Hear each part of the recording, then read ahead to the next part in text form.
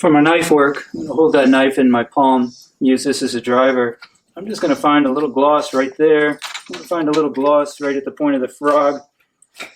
That gives me an idea of the amount of sole I have to deal with. And when I find gloss, that's as far as I want to go. When I find the junction of uniform tissue texture between frog and sole, I want to stop there. I'll get rid of some of this and just find gloss around the perimeter there. And take off these loose edges right there, and I'm going to find the depth of the collateral sulfur piece. How deep? Where is the junction of the frog wall, which is way down in here. I find that when I take the heels back first, the toe will change. If I take the toe down first, as we're often taught, I can't change the heels. So I want to even those heels out. So I use a reference, and it's best used with the foot away from your legs. Put a line across your rasp and have this end pointing towards the tip, this end pointing towards the central sulcus, and bring it back. And so I ran out a heel right here first. That's letting me know that this could be brought back slightly more. I'll put it between my legs, bring that back, and don't go beyond glossy right there because you're making the horse, it's sensitive. So I'm going to check that. They're more uniform. I'm going to take this bump out right here because that hoof will rotate around the highest point. But I'm just going to leave it, and I'm going to go to another foot. I'm going to do the same thing. And this hoof is going to even out. It's going to derotate. The horse is licking and chewing. It's telling you something. She wouldn't do that if what we did didn't feel good. And then I'll come back to this in a couple of minutes, and then we'll work more on the rest of the foot.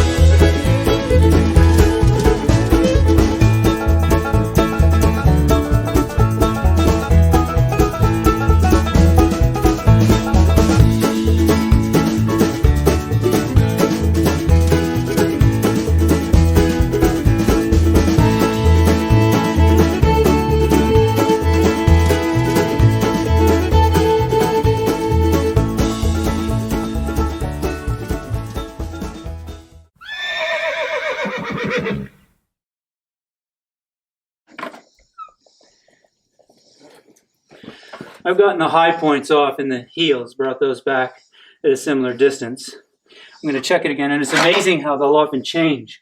The next thing is watch the bulb of the heel. Watch the bulb of the heel transform. They become more uniform. And even radiographically, you can see how they change and become more rounded on the edge, no sharp corners. And then I'm going to start taking that trim towards the toe, just getting high points. So I'm also looking at the plane of the frog. How is that frog? The plane of the frog is going to tell you about the plane of the sole. If that wall is pushed up in any direction, everything's attached, it's going to pull the sole with it.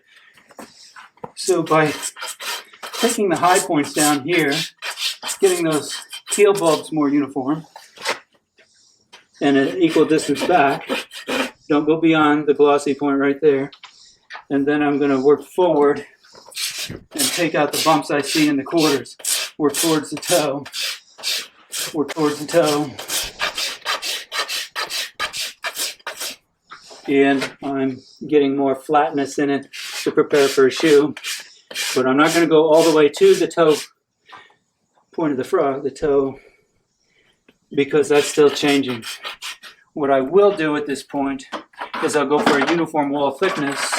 I'm just going to use my nippers because we have a lot. Uniform wall thickness around that toe. And then I'm going to pull it forward and I'm going to blend down to that parameter I set on the solar surface. And that will allow the hoof to move in a more uniform way. And so this frog is pointing towards the midline there. It's amazing how much that will de-rotate the coffin joint also. It changes significantly.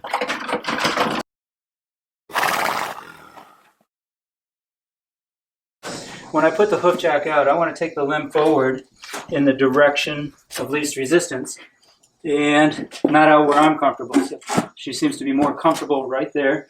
I'm going to take the rasp and blend down to the parameter of uniform wall thickness that I set on the solar surface and not beyond.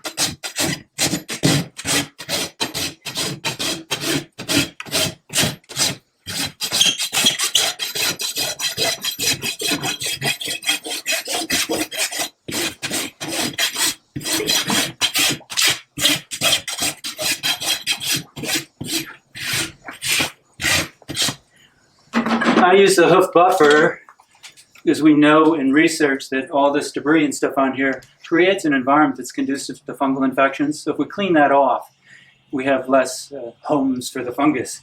And this buffer actually takes a lot less than the rasp. So we'll see if she will tolerate it. And I start at the heel.